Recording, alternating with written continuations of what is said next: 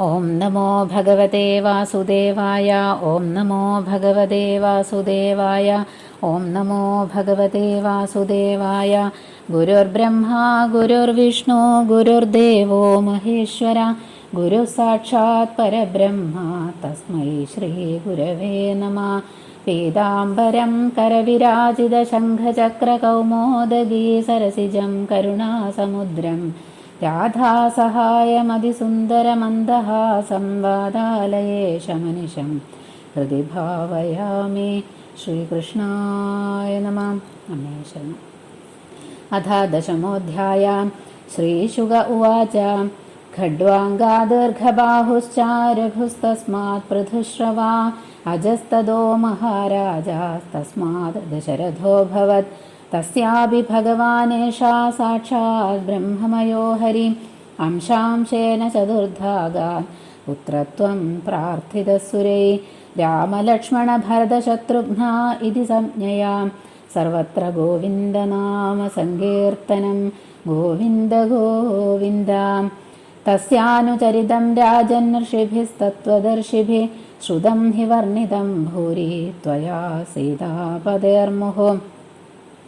गुर्वर्थे त्यक्तराज्यो व्यजरदनुवनं पद्मपद्भ्यां प्रियाया पाणिस्पर्शाक्षमाभ्यां मृजितपथरुजो यो हरीन्द्रानुजाभ्याम् वैरूप्या शूर्पणख्या प्रियविरहरुषारोपितभ्रूविजृम्भत्रस्ताब्धिर्बद्धसेदु खलदवदहन कोसलेन्द्रो वदान्न।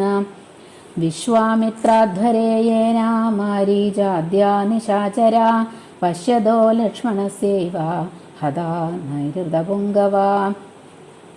यो लोकवीरसमिदौ धनुरैशमुग्रं सीता स्वयंवरगृहे तृषतोपनीतम् आदाय बालगजलील इवेक्षु यष्टिं सज्जीकृतं नृपविकृष्य बभञ्ज मध्ये। जित्वानुरूपगुणशीलवयोऽङ्गरूपां सीताभिधां श्रियमुरस्यभिलब्धमानां मार्गे व्रजन् भृगुपदेर्व्यनयल्प्ररूढं दर्पं महीमहृदयस्त्रिरराजबीजाम्। यः सत्यपाशपरिवीतपितुर्निदेशं स्त्रैणस्य चाभिशिरसा जगृहे सभार्या राज्यं श्रियं प्रणयिन सुहृदो निवासं त्यक्त्वा ययौवनमसूनिव मुक्तसङ्गा। रक्षस्व सुर्व्यगृतरूपमशुद्धबुद्धेस्तस्याघरतृशिरदूषणमुख्यबन्धून् जघ्ने चतुर्दशसहस्रमवारणीयकोदण्डपाणिरडमान उवास कृच्छ्रम्। सीताकथाश्रवणदीपितहृच्छयेन सृष्टं विलोक्य नृपदे दशकन्धरेण जघ्नेऽद्भुतेन वपुषाश्रमदोपकृष्टो मारीचमाशु विशिखेन यथाकमुग्राम्। यक्षोधमेन मृगवद्विपिने समक्षं वैदेहराजदुहितर्यभयाभिधायां भ्रात्रा वने कृपणवत्प्रियया वियुक्तस्त्रीसङ्गिनां गतिमिति प्रथयं चचार। दग्ध्वात्मकृत्य हतकृत्य महन्कबन्धं सख्यं विधाय कविभिर्दयिता गतिं तै बुद्ध्वाधवालिनिहते प्लवगेन्द्रसैन्यर्वेलामगान् समनुजो जभवार्चिताङ्घ्रि। यद्रोषविभ्रमविवृत्तकटाक्षपादसम्भ्रान्तनक्रमकरो भयगीर्णघोषा सिन्धुशिरस्यर्हणं परिगृह्य रूपी पादारविन्दमुपगम्य बभाष एतत्। न त्वां वयं जडधियोऽनुविदाम भूमन् कूढस्थमादिपुरुषं जगदामधीशं यल्सत्त्वदः सुरगणारजसप्रजेशामन्योश्च भूतपदयः स भवान् गुणेश। कामं प्रयाहि जहि विश्रवसोऽवमेहं त्रैलोक्यरावणमवाप्नुहि वीरपत्नीं बध्नीः सेतुमिह ते यशसो विदत्यै गायन्ति दिग्विजयिनो यमुपेत्य भूपाम्।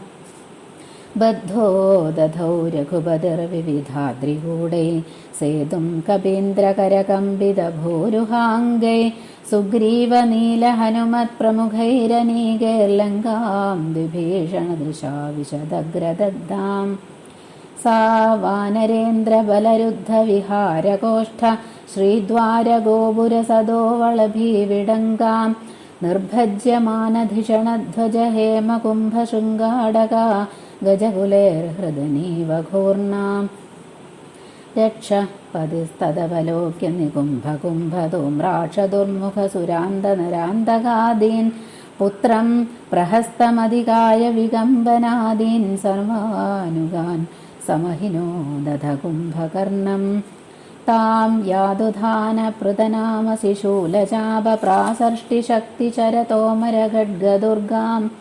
സുഗ്രീവലക്ഷ്മണമരുത്സുതഗന്ധമാദനീലാംഗദർശവനസാദിഭിരന്വിതോഗാത് തേനീകപാരഘുപതേരഭിവത്യ സർവേ ദ്വന്ദ്വം വരോധമിഭവത്തിരഥാശ്വയോധൈ ജഘ്നുർദ്രുമൈർഗിരിഗദേഷുഭിരംഗദാദ്യ സീതാഭിമർശഹതമംഗളരാവണേശാൻ രക്ഷഃപതി സ്വബലനഷ്ടിമവേക്ഷ്യ രുഷ്ട ആരുഹ്യ യാനകമഥാഭിസസാര രാമം സ്വസ്യന്തനേ ദ്യുമതിമാതലിനോപനീതേ വിഭ്രാജമാനമഹനന്നിശിതേക്ഷുരപ്രൈ രാമസ്തമാഹ പുരുഷാദപുരീഷയെന്ന കാന്താസമക്ഷമസദാവഹൃദാശ്വവത്തേ त्यक्तप्रभस्य फलमद्य जुगुप्सितस्य यच्छामि काल इव कर्तुरलङ्घ्य वीर्या एवं क्षिपन् धनुषि सन्धितमुत्ससर्ज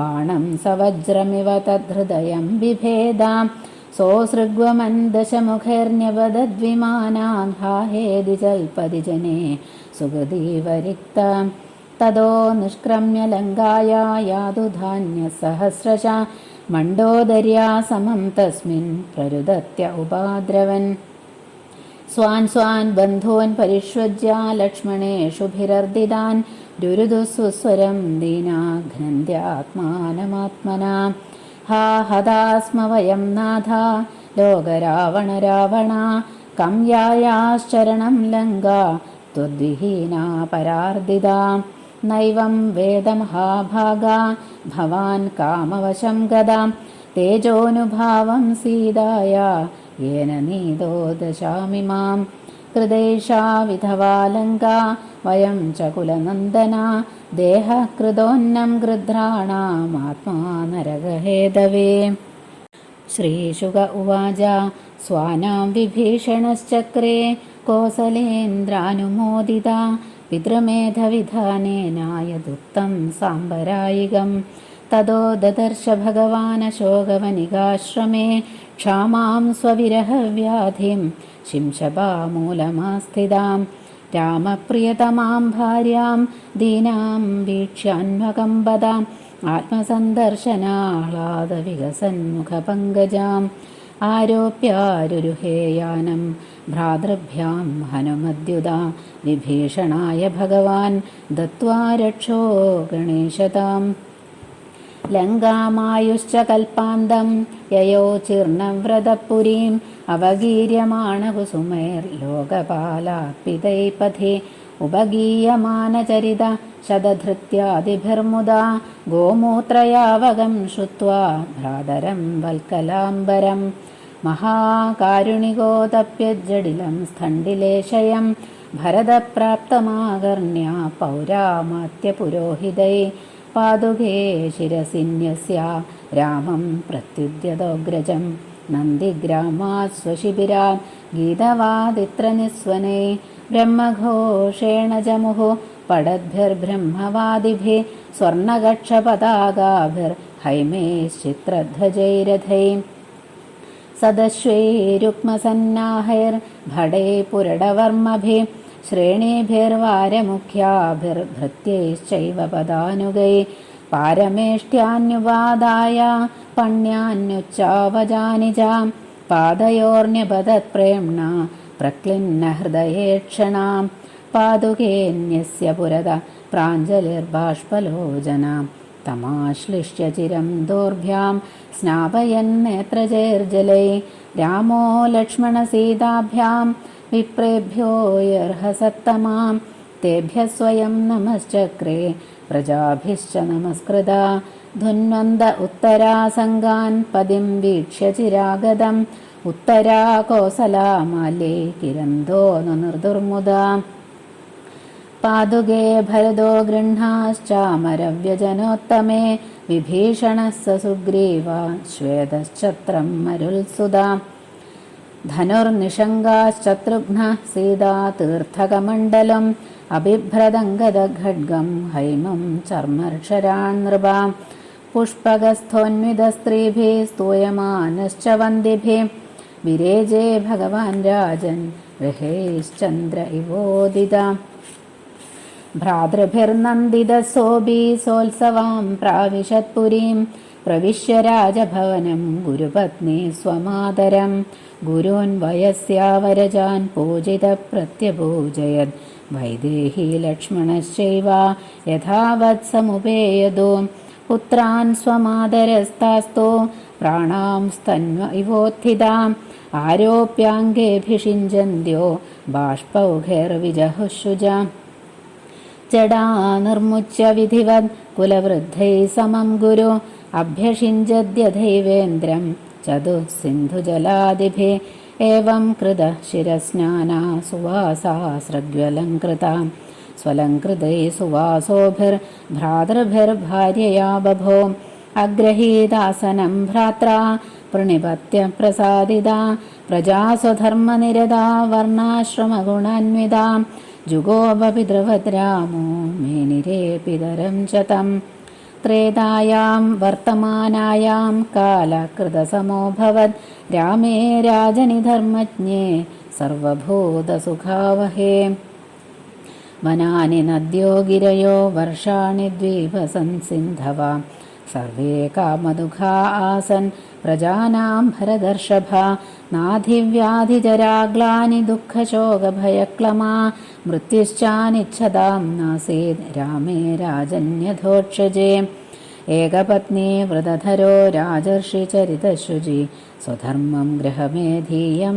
ശിക്ഷയൻ സ്വയമാചരത് പ്രേംണാനുവൃത്യാശീലേന പ്രശ്രയാവനദാസതീം ധിയാ ഹ്രിയാ ച ഭാവജ്ഞാ ഭർത്തുഃ സീതാഹരന്മന ഇതി ശ്രീമദ്ഭാഗവതേ മഹാപുരാണേ പാരമഹംസ്യാം സംഹിതായാം നവമസ്കന്ധേ രാമചരിതേ ദശമോऽധ്യായ സർവത്ര ഗോവിന്ദനാമ സങ്കീർത്തനം ഗോവിന്ദ ഗോവിന്ദ. മേ ശരണം.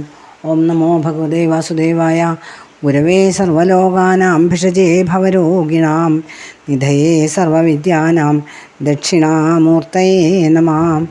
പീതാംബരം കരവിരാജിതശംഖചക്രകൗമോദഗീ സരസിജം കരുണാസമുദ്രം രാധാസഹായമതിസുന്ദരമന്ദഹാസം വാതാലയേശമനിശം ഹൃദി ഭാവയാമി.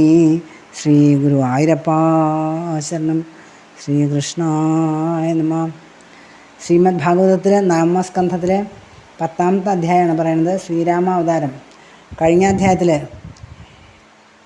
ഇക്ഷ്വാകുവംശത്തിൽ പിറന്ന ഖഡ്വാങ്കൻ എന്ന ചക്രവർത്തി ദേവന്മാരുടെ ആവശ്യപ്രകാരം ദേവാസുര യുദ്ധത്തിൽ പങ്കെടുത്ത് അസുരന്മാരെ പരാജയപ്പെടുത്തി. തൻ്റെ ആയുസ് ഇനി ഒരു മുഹൂർത്തം മാത്രമേ ഉള്ളൂ എന്നറിഞ്ഞ അദ്ദേഹം അന്തഃപുരത്തിലെത്തി ചിന്തിക്കുകയാണ്. ഈശ്വരമായ സൃഷ്ടിക്കപ്പെട്ടതും ഗന്ധർവപുര സമാനവുമായ ത്രിഗുണാത്മകവുമായ ദേഹാദികളിലുള്ള സംഘം വെടിഞ്ഞ് ഞാൻ സർവാത്മാവായ ഭഗവാനെ ശരണം പ്രാപിക്കുകയാണ്. ഇങ്ങനെ ചിന്തിക്കാനുള്ള ബുദ്ധി ഭക്തവത്സനായ ഭഗവാനാണ് അദ്ദേഹത്തിന് കൊടുത്തത്. ഭഗവത് ഭക്തി കൊണ്ട് അദ്ദേഹം അജ്ഞാനത്തെ ജയിച്ച് ദേഹാഭിമാനത്തെ വെടിയുകയും പരമാത്മഭാവത്തെ പ്രാപിക്കുകയും ചെയ്തു. സൂക്ഷ്മവും ശൂന്യവും എന്ന് തോന്നുന്നതും എന്നാൽ ശൂന്യമല്ലാത്തതും വാസുദേവനെന്ന് ഭക്തർ പ്രകീർത്തിക്കുന്നതുമായ പരബ്രഹ്മത്തെ അദ്ദേഹം പ്രാപിച്ചു. ഇത്രത്തോളമാണ് കഴിഞ്ഞ അധ്യായത്തിൽ പറയുന്നത്. ഈ അധ്യായത്തിൽ ശ്രീ സുബ്രഹ്മണ്യ പറയാണ്, ഖഡ്വാങ്കൻ്റെ പുത്രനായി ദീർഘബാഹുവിൻ്റെ പുത്രൻ രഘു, രഘുവിൻ്റെ പുത്രൻ അജൻ, അജൻ്റെ പുത്രൻ ദശരഥൻ. ദേവന്മാരുടെ പ്രാർത്ഥന പ്രകാരം സർവേശ്വരനായ മഹാവിഷ്ണു സ്വന്തം അംശം കൊണ്ട് ഇദ്ദേഹത്തിൻ്റെ 4 പുത്രന്മാരായി അവതരിച്ചു. ശ്രീരാമൻ, ഭരതൻ, ലക്ഷ്മണൻ, ശത്രുഘ്നൻ എന്നിവരായിരുന്നു ദശരഥൻ്റെ 4 പുത്രന്മാർ. അദ്ദേഹം പിതാവിൻ്റെ സത്യം പാലിക്കാനായി രാജ്യം വെടിഞ്ഞു. മൃദുവായ പാദപത്മങ്ങൾ കൊണ്ട് അദ്ദേഹം കാടുകൾ തോറും സഞ്ചരിച്ചു. രാവണൻ്റെ സഹോദരിയായ ശൂർപ്പണഖയ്ക്ക് അദ്ദേഹം വൈരൂപ്യം വരുത്തി. സ്വപത്നിയായ സീതയെ രാവണൻ അപഹരിച്ചു കൊണ്ടുപോയതിനാൽ കുപിതനായി അദ്ദേഹം വാനരേന്ദ്രന്മാരോടും അനുജനായ ലക്ഷ്മണനോടും കൂടി സേതുബന്ധനം ചെയ്ത് രാവണനെ വധിച്ച് സീതയെ വീണ്ടെടുത്തു. വിശ്വാമിത്ര മഹർഷിയുടെ യാഗത്തിന് വിഘ്നം സൃഷ്ടിക്കാനെത്തിയ മാരീചൻ എന്നിവരെ ശ്രീരാമൻ ഏകനായി വധിച്ചു. സീതാ സ്വയംവരത്തിനായി വന്നെത്തിയ ക്ഷത്രിയ വീരന്മാർ നോക്കി നിൽക്കെ അദ്ദേഹം 3 പേർ ചുമന്നുകൊണ്ടുവന്ന ശൈവചാപത്തെ യാതൊരു പ്രയാസവും കൂടാതെ ആന കരിമ്പിൻ എന്ന പോലെ കുലിച്ചു. രൂപം, സൗന്ദര്യം, വയസ്സ്, സൗശീല്യം എന്നിവ കൊണ്ട് സമ്പന്നയായ സീതാദേവി ശ്രീരാമചന്ദ്രനെ പതിയായി വരിച്ചു.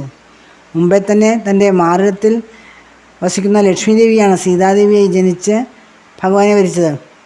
സീതയെയും കൊണ്ട് അയോധ്യയിലേക്ക് പുറപ്പെട്ട ശ്രീരാമനെ പരശുരാമൻ തടഞ്ഞു നിർത്തി. ഭൂമിയിലുള്ള ക്ഷത്രിയന്മാരുടെ ബീജത്തെ കൂടി 21 തവണ ഇല്ലാതാക്കിയ പരശുരാമൻ്റെ ഗർവം ശ്രീരാമചന്ദ്രൻ ഇല്ലാതാക്കി. ഭാര്യയ്ക്ക് വിധേയനായി പിതാവായ ദശരഥൻ ചെയ്ത പ്രതിജ്ഞ പാലിക്കാനായി ശ്രീരാമൻ സീതയോടും അനുജനായ ലക്ഷ്മണനോടും കൂടി രാജ്യം വെടിഞ്ഞ വനത്തിലേക്ക് പോയി. കാമവികാരത്താൽ ദുഷിച്ച ബുദ്ധിയോടുകൂടിയ ശൂർപ്പണഖയ്ക്ക് അദ്ദേഹം വൈരൂപ്യം നൽകി. ഇതറിഞ്ഞ് എതിർക്കാൻ വന്ന ഖരൻ, ത്രിശിരസ്, ദൂഷൺ എന്നീ രാക്ഷസവീരന്മാരെ ശ്രീരാമൻ യമപുരിയിലേക്ക് അയച്ചു. സീതയുടെ അലൗകിക സൗന്ദര്യത്തെക്കുറിച്ച് കേട്ടറിഞ്ഞ രാവണൻ അവളിൽ കാമമോഹിതനായി. രാമലക്ഷ്മണന്മാരെ സീതയിൽ നിന്ന് അകറ്റാനായി മാതുലനായ മാരീചനെ നിയോഗിച്ചു. പൊന്മാനായി വന്ന മാരീചനെ ശ്രീരാമചന്ദ്രൻ വധിച്ചു കളഞ്ഞു. രാക്ഷസാധമനായ രാവണൻ രാമലക്ഷ്മണന്മാർ സീതയിൽ നിന്നും അകന്നിരിക്കുന്നതൊക്കെ നോക്കി അവളെ അപഹരിച്ചു കൊണ്ടുപോയി ലങ്കയിൽ താമസിപ്പിച്ചു. സീതയെ അപഹരിച്ചു കൊണ്ടുപോകുമ്പോൾ തടുക്കാൻ ചെന്ന ജടായുവിൻ്റെ ചിറകുകൾ രാവണൻ ഖണ്ഡിച്ചു കളഞ്ഞു. പിന്നീട് ആ പക്ഷീന്ദ്രൻ ഭഗവാൻ രാമചന്ദ്രൻ്റെ മുമ്പിൽ വെച്ച് ജീവൻ വെടിഞ്ഞ് മുക്തിയെ പ്രാപിച്ചു. അദ്ദേഹത്തിൻ്റെ ഭൗതിക ശരീരം രാമചന്ദ്രൻ വിധിപ്രകാരം ദഹിപ്പിച്ചു. ഇതിനുശേഷം ഭക്ഷിക്കാനായി വാങ്ങി വന്ന കബന്ധനെ വധിച്ചു. പിന്നെ വാനരന്മാരോട് സഖ്യം ചെയ്ത് ബാലിയെ വധിച്ചു. അവർ സീതയുടെ വൃത്താന്തം ശ്രീരാമനെ അറിയിച്ചു. ഇതിനുശേഷം ശ്രീരാമചന്ദ്രൻ വാനര സൈന്യത്തോടും സുഗ്രീവനോടും കൂടി സമുദ്രതീരത്തെ പ്രാപിച്ചു. 3 നാൾ സമുദ്രതീരത്ത് ഉപവാസത്തോടു കൂടി ഇരുന്നെങ്കിലും സമുദ്രം വഴിമാറിക്കൊടുക്കാത്തതുകൊണ്ട് രാമചന്ദ്രൻ കോപത്തോടുകൂടി സമുദ്രത്തിലേക്ക് നോക്കിയപ്പോൾ ഭയപ്പെട്ടു പോയ സമുദ്രം തിരമാലകളെ ഒതുക്കിയിട്ട് സ്വരൂപത്തെ പൂണ്ടവനായി കാഴ്ചദ്രവ്യങ്ങൾ ശിരസ്സിൽ വഹിച്ച് ഭഗവാന്റെ പാതാരവിന്ദത്തെ വന്ദിച്ചു. അനന്തരം വാനരവീരന്മാർ വൃക്ഷങ്ങളോടുകൂടിയ പർവ്വത ശിഖരങ്ങൾ ചുമന്നുകൊണ്ടുവന്നിട്ട് സമുദ്രത്തിലിട്ട് സേതുബന്ധനം തീർത്തു. വിഭീഷണൻ കാണിച്ചു കൊടുത്ത മാർഗത്തിലൂടെ സുഗ്രീവൻ, ഹനുമാൻ, നീലൻ തുടങ്ങിയ വാനരവീരന്മാരോടുകൂടി ഹനുമാൻ പണ്ട് ചുട്ടിരിഞ്ഞ ലങ്കാപുരിയിൽ പ്രവേശിച്ചു. വാനര സൈന്യം ലങ്കാപുരിയിലെ വിഹാരം, ധനാലയം, കൊടിമരം, മന്ദിരങ്ങൾ തുടങ്ങിയവ സർവവും നശിപ്പിക്കാൻ തുടങ്ങി. ഇതുകണ്ട രാവണൻ സ്വപുത്രനായ ഇന്ദ്രജിത്തിനെയും സഹോദരനായ കുംഭകർണനെയും അനുചരന്മാരെയും യുദ്ധത്തിനായി അയച്ചു. നാനാ ആയുധങ്ങൾ ധരിച്ച് യുദ്ധം ചെയ്യുന്ന രാക്ഷസൈന്യത്തെ സുഗ്രീവൻ, ലക്ഷ്മണൻ, ഹനുമാൻ, ഗന്ധമാദനൻ, നീലൻ, അങ്കൻ, ജാമ്പവാൻ, പനസൻ തുടങ്ങിയ വീരന്മാരോടുകൂടി ശ്രീരാമൻ എതിർത്തു. മേശനം സീതാദേവിയെ സ്പർശിക്കുക എന്ന മഹാപരാധത്തോടുകൂടിയ രാവണൻ്റെ സൈന്യത്തെ വാനരവീരന്മാർ നാനാ ആയുധങ്ങൾ പ്രയോഗിച്ച് ഇല്ലാതാക്കിക്കൊണ്ടിരുന്നു. ഇതു കണ്ട കുപിതനായ രാവണൻ തൻ്റെ പുഷ്പവിമാനത്തിൽ കയറി യുദ്ധക്കളത്തിലേക്ക് വന്ന് ശ്രീരാമനോട് യുദ്ധത്തിനൊരുങ്ങി. ആ സമയത്ത് ദേവലോകത്തു നിന്നും മാതുലി കൊണ്ടുവന്ന ഇന്ദ്രരഥത്തിൽ കയറിയിരുന്ന ഭഗവാൻ ശ്രീരാമചന്ദ്രൻ രാവണനോട് പറഞ്ഞു, ഹേ രാക്ഷസാധമ, ഞങ്ങൾ സ്ഥലത്തില്ലാത്ത തക്കം നോക്കി നീ എൻ്റെ ഭാര്യയെ അപഹരിച്ചു. ശ്വാവിനെ പോലെ ലജ്ജാവിഹീനനായ നിനക്കുള്ള ശിക്ഷ ഞാൻ ഉടനെ തന്നെ നൽകുന്നുണ്ട്. ഇപ്രകാരം പറഞ്ഞ ശേഷം രാമൻ രാവണനു നേരെ വജ്രതുല്യങ്ങളായ അസ്ത്രങ്ങൾ പ്രയോഗിച്ചു. അതേറ്റ് ഹൃദയം വിളർന്ന് രക്തമൊലിപ്പിച്ച് അവൻ ഭൂമിയിൽ പതിച്ചു. ശ്രീ സുബ്രഹ്മണ്യ പറയാണ്, ശ്രീരാമൻ്റെ ആജ്ഞ അനുസരിച്ച് വിഭീഷണൻ പരേതരായവരുടെ ഔർധ്വദൈർഘിക കർമ്മങ്ങൾ നിർവഹിച്ചു. അതിനുശേഷം രാമൻ അശോകവനത്തിലെ ശിംശവാവൃക്ഷത്തിൻ്റെ ചുവട്ടിൽ ആധിയോടുകൂടി കഴിയുന്ന സീതാദേവിയെ ചെന്നുകണ്ടു. തൻ്റെ ദർശനം കൊണ്ട് മുഖാരവിന്ദം വികസിച്ച സീതാദേവിയോട് രാമന് കാരുണ്യം തോന്നി. അനന്തരം അദ്ദേഹം വിഭീഷണന് കൽപ്പാന്തകാലം വരെയുള്ള ആയുസ്സും ലങ്കാപുരിയുടെ ആധിപത്യവും നൽകി. ലക്ഷ്മണൻ, വിഭീഷണൻ, ഹനുമാൻ, സീതാദേവി എന്നിവരോടൊത്ത് ശ്രീരാമചന്ദ്രൻ സ്വപുരിയിലേക്ക് പോയി. തൻ്റെ വിരഹം കാരണമായി ഭരതൻ വെറും നിലത്ത് ശയിക്കുകയും ഗോമൂത്രത്തിൽ വേവിച്ച യവം മാത്രം ഭക്ഷിക്കുകയും മരവുരി ധരിക്കുകയും ചെയ്യുന്നു എന്ന വാർത്തയിറങ്ങിയ രാമൻ ഉടനെ തന്നെ അയോധ്യയിലേക്ക് പുറപ്പെട്ടു. ജ്യേഷ്ഠൻ വന്നതിറങ്ങിയ ഭരതൻ അദ്ദേഹത്തിൻ്റെ മെതിയടിയും ശിരസിലേന്തി. മന്ത്രിമാർ, പുരോഹിതർ, പൗരജനങ്ങൾ എന്നിവരോടുകൂടി ചെന്ന് അദ്ദേഹത്തെ എതിരേറ്റു. ഭരതൻ അത്യുച്ചസ്വരത്തിൽ വേദമാലപിക്കുന്ന ബ്രാഹ്മണരോടും ഗായകവൃന്ദത്തോടും കൂടി നന്ദിഗ്രാമത്തിലെ ആശ്രമത്തിൽ നിന്ന് ചെന്ന് അവരെ എതിരേറ്റു. അദ്ദേഹത്തിൻ്റെ കൂടെ സ്വർണ്ണ കവചങ്ങൾ ധരിച്ച ഭടന്മാർ, സ്വർണ്ണധ്വജം, സ്വർണ്ണ കോപ്പണിങ്ങ കുതിരകളെ കെട്ടിയ രഥങ്ങൾ, സ്വർണ്ണ കസവുള്ള കൊടിക്കൂറുകൾ എന്നിവയും ഉണ്ടായിരുന്നു. ഉത്കൃഷ്ടങ്ങളായ കാഴ്ചദ്രവ്യങ്ങൾ എടുത്തുകൊണ്ട് അദ്ദേഹം രാമലക്ഷ്മണാദികളെ സ്വീകരിച്ചു. ജ്യേഷ്ഠനെ കണ്ട് ആർദ്രഹൃദയനായി തീർന്ന ഭരതൻ മെതിയടികൾ താഴെ വെച്ച് അദ്ദേഹത്തിൻ്റെ പാദങ്ങളിൽ വീണ് നമസ്കരിച്ചു. ശ്രീരാമൻ ഭരതനെ ആലിംഗനം ചെയ്തിട്ട് നേത്രാശ്രു കൊണ്ട് അഭിഷേകം ചെയ്തു. അവിടെ എത്തിയിരുന്ന ശ്രേഷ്ഠ ബ്രാഹ്മണന്മാരെ രാമൻ, ലക്ഷ്മണൻ, സീത എന്നിവരോടുകൂടി ചെന്ന് നമസ്കരിച്ചു. വളരെ കാലമായി രാജ്യത്ത് ഇല്ലാതായിരുന്ന തങ്ങളുടെ പതി സോദരനോടും പത്നിയോടും കൂടി ഒത്ത് മടങ്ങി വന്നതറിഞ്ഞ് വളരെയധികം സന്തുഷ്ടരായ പൗരജനങ്ങൾ അവരുടെ മേൽ പുഷ്പവൃഷ്ടി നടത്തി. വാരനാരികൾ, ബന്ദികൾ എന്നിവരാൽ ചുറ്റപ്പെട്ട ശ്രീരാമചന്ദ്രൻ നക്ഷത്രഗണങ്ങളോടുകൂടിയ ചന്ദ്രനെ എന്ന പോലെ ശോഭിച്ചു. സർവരാലും പൂജിതനായി കൊട്ടാരത്തിൽ പ്രവേശിച്ച ശ്രീരാമചന്ദ്രൻ മാതാപിതാക്കൾ, ഗുരുക്കന്മാർ, വൃദ്ധജനങ്ങൾ എന്നിവരെ യഥാവിധി പൂജിച്ചു. സീതയും ലക്ഷ്മണരും അപ്രകാരം തന്നെ അവരെ ആരാധിച്ചു. രാമൻ മടങ്ങി വന്നതുകൊണ്ട് മാതാപിതാക്കൾക്ക് സ്വന്തം പ്രാണൻ തിരികെ ലഭിച്ചതുപോലെയായി. ശ്രീരാമൻ്റെ ജട നീക്കിയ ശേഷം വസിഷ്ഠൻ അദ്ദേഹത്തെ തീർത്ഥജലം കൊണ്ട് അഭിഷേകം ചെയ്തു. അതിനുശേഷം നാനാഭരണങ്ങളും ശോഭനവസ്ത്രങ്ങളും ധരിച്ചു നിൽക്കുന്ന അദ്ദേഹം സീതയോടും സഹോദരന്മാരോടും കൂടി അധികം പ്രകാശിച്ചു. ഭരതൻ ദണ്ഡനമസ്കാരം ചെയ്ത് അപേക്ഷിച്ചതിനാൽ ശ്രീരാമചന്ദ്രൻ രാജ ആസനത്തെ സ്വീകരിച്ചു. രാമചന്ദ്രൻ വർണ്ണാശ്രമങ്ങളോടുകൂടിയവരും സ്വധർമ്മനിഷ്ഠരുമായ പ്രജകളെ പിതാവ് പുത്രന്മാരെ എന്ന പോലെ പരിപാലിച്ചു. പ്രജകളാകട്ടെ രാമനെ തങ്ങളുടെ പിതാവായി കരുതി പൂജിച്ചു. ധർമ്മജ്ഞനും സർവ്വഭൂതങ്ങൾക്കും സുഖം ജനിപ്പിക്കുന്നവനുമായ ശ്രീരാമചന്ദ്രൻ ഭരിക്കുമ്പോൾ ത്രേതായുഗം കൃതയുഗത്തിന് സമാനമായി തീർന്നു. അക്കാലത്ത് വനങ്ങൾ, നദികൾ, പർവ്വതങ്ങൾ, ദ്വീപുകൾ, സമുദ്രങ്ങൾ എന്നിവ പ്രജകളുടെ അഭീഷ്ടങ്ങളെ വർഷിക്കുന്നവരായിരുന്നു. അവർക്ക് ആധി, വ്യാധി, ജര, ക്ഷീണം, ഭയം, ശോകം, ദുഃഖം എന്നിവ ഒന്നും ഉണ്ടായിരുന്നില്ല. അകാല മൃത്യു ആരെയും പ്രാപിച്ചില്ല. ഏകപത്നി വ്രതത്തോടുകൂടിയ രാമചന്ദ്രൻ രാജർഷികൾക്ക് മാതൃകാ പുരുഷനായി ഭവിച്ചു. ലജ്ജ, ഭാവജത, പ്രേമം, ശീലഗുണം എന്നിവ കൊണ്ട് പതിവ്രതയായ സീതാദേവി സ്വപതിയായ രാമചന്ദ്രനെ ചിത്തത്തെ അപഹരിച്ചു. ഇത്രത്തോളമാണ് ഈ അധ്യായത്തിൽ പറഞ്ഞിട്ടുള്ളത്. സർവം ശ്രീകൃഷ്ണാർപ്പണമസ്തു. സർവത്ര ഗോവിന്ദനാമസങ്കീർത്തനം. ഗോവിന്ദ ഗോവിന്ദ.